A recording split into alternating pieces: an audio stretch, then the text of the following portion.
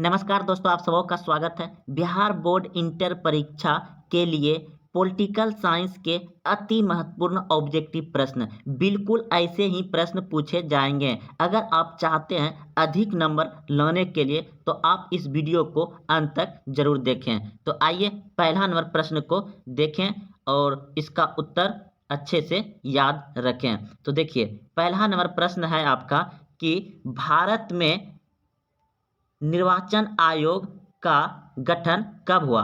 भारत में निर्वाचन आयोग का गठन कब हुआ? तो इस प्रश्न का उत्तर हो जाएगा 1950। ऑप्शन नंबर बी बिल्कुल सही है। भारत में निर्वाचन आयोग का गठन कब हुआ था? 1950 में। अगला प्रश्न देखिए, भारत के प्रथम शिक्षा मंत्री कौन थे? भारत के प्रथम शिक्षा मंत्री कौन थे? तो इस प्रश्न का उत्तर हो जाएगा आपका Abdul Kalam Azad. Option number C बिल्कुल सही है। भारत के प्रथम शिक्षा मंत्री कौन थे? अब्दुल कलाम आजाद। अगला प्रश्न देखिए, भारत में तृतीय आम चुनाव कब हुआ था? भारत में तृतीय आम चुनाव कब हुआ था? तो इस प्रश्न का उत्तर होगा आपका ऑप्शन नंबर बी बिल्कुल सही है। 1962 ईस्वी में भारत में तृतीय आम चुनाव हुआ था। अगला प्रश्न देखिए, भारत का 29वां राज्य कौन है? भारत का 29वां राज्य कौन है?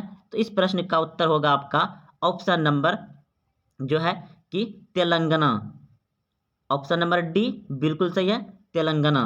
अगला प्रश्न देखिए, प्रश्न है आपका, किसने द्विराष्ट्र सिद्धांत का प्रतिपादन किया?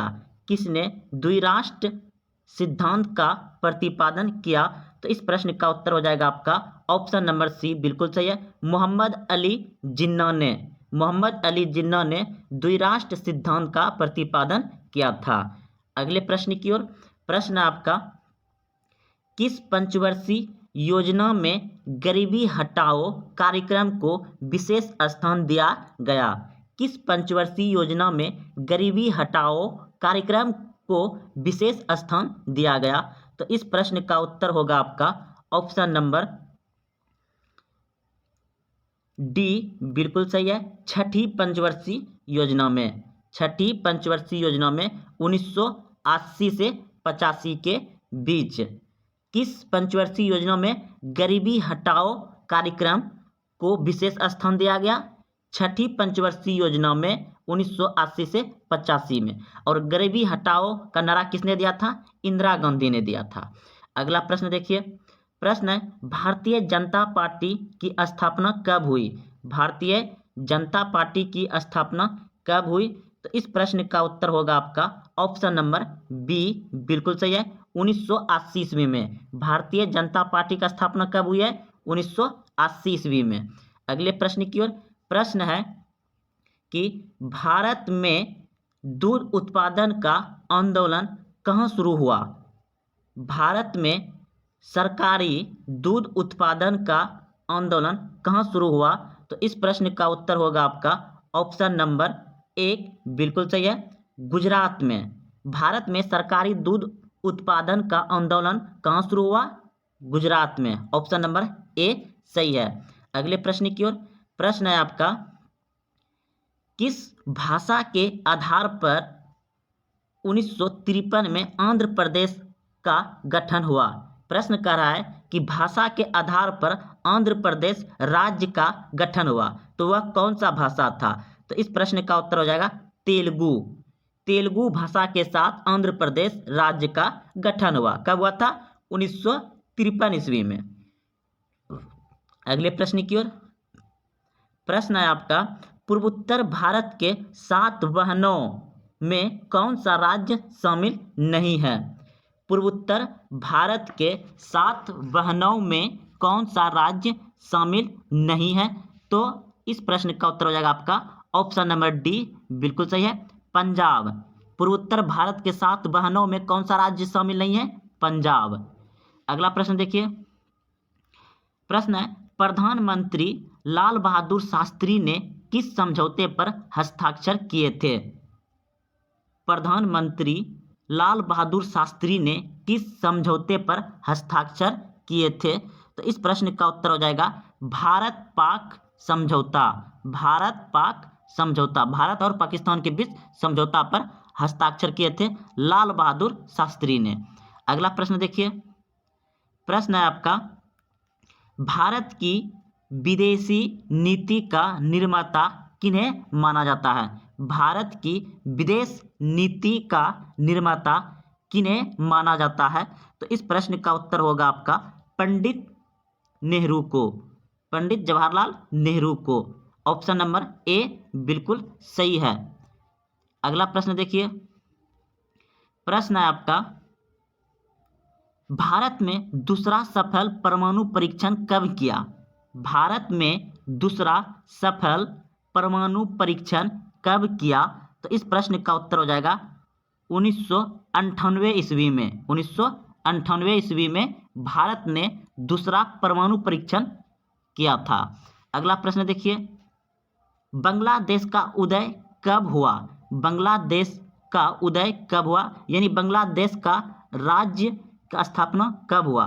तो इस प्रश्न का उत्तर होगा आपका ऑप्शन नंबर एक बिल्कुल सही है, 16 दिसंबर 1971 को, 16 दिसंबर 1971 को बांग्लादेश का गठन हुआ, या बांग्लादेश का भारत से अलग होकर के एक देश बना। बांग्लादेश कब बना? 1971 को, 16 दिसंबर 1971 को। ऑप्शन नंबर ए सही है।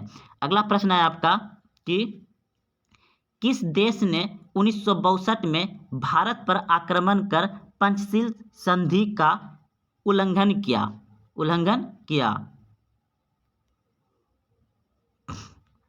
प्रश्न है, किस देश ने 1962 में भारत पर आक्रमण कर पंचशील संधि का उल्लंघन किया? तो इस प्रश्न का उत्तर हो जाएगा चीन। चीन ने 1962 में आक्रमण करके पंचशील समझौता का उल्लंघन कर दिया था।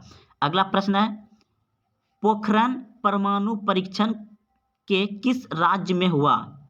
पोखरण परमाणु परीक्षण भारत के किस राज्य में हुआ? तो इस प्रश्न का उत्तर होगा आपका ऑप्शन नंबर सी बिल्कुल सही है, राजस्थान में।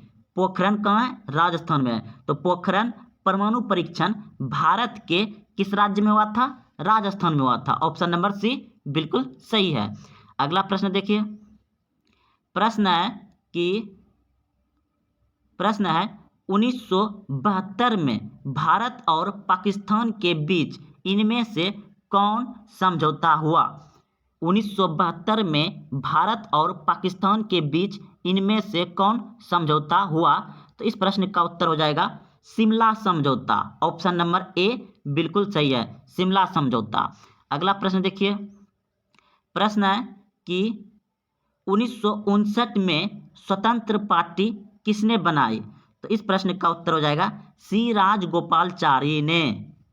अगला प्रश्न देखिए, प्रश्न है 1977 के आम चुनाव में विजयी पार्टी का नाम लिखें या नाम बताइए। 1977 में विजयी पार्टी का नाम लिखें या बताएं। तो इस प्रश्न का उत्तर हो जाएगा आपका ऑप्शन नंबर बी बिल्कुल सही है, जनता पार्टी। कौन हो जाएगा? जनता पार्टी। एक बार फिर से प्रश्न देखिए दोस्तों, 1977 के आम चुनाव में विजयी पार्टी का नाम बताएं या लिखें। तो जनता पार्टी। ऑप्शन नंबर बी सही है। अगला प्रश्न है, तारी विरोध आंदोलन किस राज्य से संबंधित है? तारी विरोधी आंदोलन किस राज्य से संबंधित है? तो इस प्रश्न का उत्तर होगा आपका ऑप्शन नंबर डी बिल्कुल सही है, आंध्र प्रदेश से संबंधित है। अगला प्रश्न देखिए, प्रश्न है मेघा पाटकर का नाम किस आंदोलन से जुड़ा है? मेघा पाटकर का नाम किस आंदोलन से जुड़ा है? तो इस प्रश्न का उत्तर हो जाएगा नर्मदा बचाओ आंदोलन से। मेघा पाटकर का नाम किस आंदोलन से जुड़ा है? नर्मदा बचाओ आंदोलन से। ऑप्शन नंबर ए बिल्कुल सही है। अगला प्रश्न है, फरक्का समझौता का संबंध इनमें से किससे है?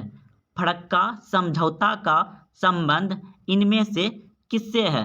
तो इस प्रश्न का उत्तर हो जाएगा आपका ऑप्शन नंबर सी बिल्कुल सही है, भारत और बांग्लादेश के साथ। भारत और बांग्लादेश के साथ फरक्का समझौता का संबंध है। अगला प्रश्न है, भाखड़ा नालंगा परियोजना किस नदी पर स्थित है? भाखड़ा नांगल परियोजना किस नदी पर स्थित है? तो इस प्रश्न का उत्तर हो जाएगा सतलज नदी पर है।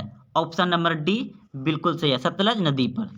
अगला प्रश्न है, नेहरू के निधन के बाद उनका राजनीतिक उत्तराधिकारी कौन बना? नेहरू के निधन के बाद उनका राजनीतिक उत्तराधिकारी कौन बना? तो इस प्रश्न का उत्तर होगा आपका ऑप्शन नंबर बी बिल्कुल सही है, लाल बहादुर शास्त्री। लाल बहादुर शास्त्री। नेहरू के निधन के बाद उनका राजनीतिक उत्तराधिकारी कौन बना? लाल बहादुर शास्त्री। अगला प्रश्न देखिए, प्रश्न है, सीटो और सेंटो जैसे संगठन का संस्थापक कौन सा देश था?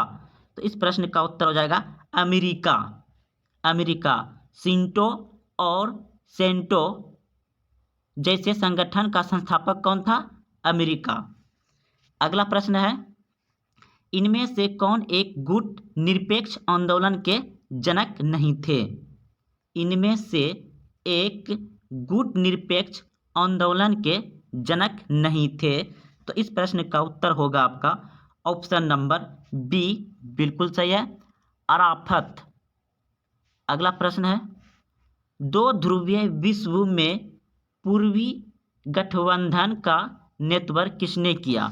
दो ध्रुवीय विश्व में पूर्वी गठबंधन का नेतृत्व किसने किया? तो इस प्रश्न का उत्तर हो जाएगा सोवियत संघ। ऑप्शन नंबर ए सही है, सोवियत संघ। अगला प्रश्न है, शीत युद्ध का प्रारंभ कब हुआ? शीत युद्ध का प्रारंभ कब हुआ? तो इस प्रश्न का उत्तर होगा आपका ऑप्शन नंबर ए बिल्कुल सही है, 1944 ईस्वी में। शीत युद्ध का प्रारंभ कब हुआ? 1944 ईस्वी में। अगला प्रश्न है, संयुक्त राज्य अमेरिका में कुल कितने राज्य हैं? संयुक्त राज्य अमेरिका में कुल कितने राज्य हैं? तो इस प्रश्न का उत्तर हो जाएगा 50। ऑप्शन नंबर डी सही है।